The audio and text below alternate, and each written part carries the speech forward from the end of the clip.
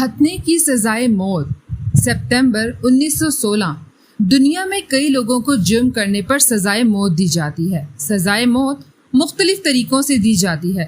مثال کے طور پر پھانسی، سر قلم کرنا، زہر دے کر مارنا اور بھی کئی طریقے ہیں۔ کیا آپ نے کبھی سنا ہے کہ ہاتھی کو بھی کبھی سزائے موت دی گئی ہے؟ اگر آپ انگریزی نیوز پیپر یا تحریریں پڑھتے ہیں تو کہیں نہ کہیں اس ہتھنی کی سزائے موت کے بارے میں ضرور پڑھیں گے۔ اس ہتھنی کو میری کلر کے نام سے بھی جانا جاتا ہے۔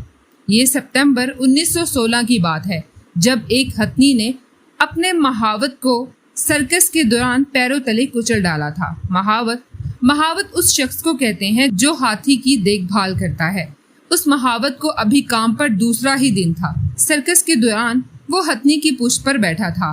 ہتھنی جیسے ہی ایک طرف سے تربوز اٹھانے کے لیے نیچے کی طرف جھکی تو محاوت نے اس کے کان کے پیچھے سوئی چبو دی، جس سے ہتھنی نے غصے میں آ کر محاوت کو نیچے گرا کر اس کا سر کچل ڈالا۔ لیکن نیوز پیپر والوں نے اس میں کچھ باتیں خود سے لگا کر اسے اور بھی بھیانک انداز میں بیان کیا۔ اس واقعے کے بعد لوگوں نے ہتھنی کو مارنے کا مطالبہ کیا۔ حکومت نے سرکس پر پابندی لگا دی۔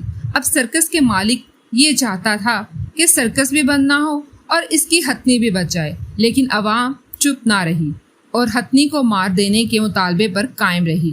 لہٰذا ہتھنی کے مالک نے ہتھنی کو سزائے موت دینے کا فیصلہ کیا اور کہا کہ اسے ایک مجرم کی طرح پھانسی دی جائے۔ اسے پھانسی دینے کے لیے ٹرین کے ذریعے دوسرے شہر منتقل کیا گیا۔ اسے 2500 لوگوں کے درمیان سرے عام کرین کے ذریعے پھانسی دی گئی۔ پہلی بار جب کرین نے ہتھنی کو اٹھایا تو چین ٹوٹ گئی اور گرنے کی وجہ سے ہتھنی کی ٹانگوں کی ہڈیاں ٹوٹ گئیں۔ دوسری بار اسے مضبوط چین سے پھانسی پر لٹکا دیا گیا۔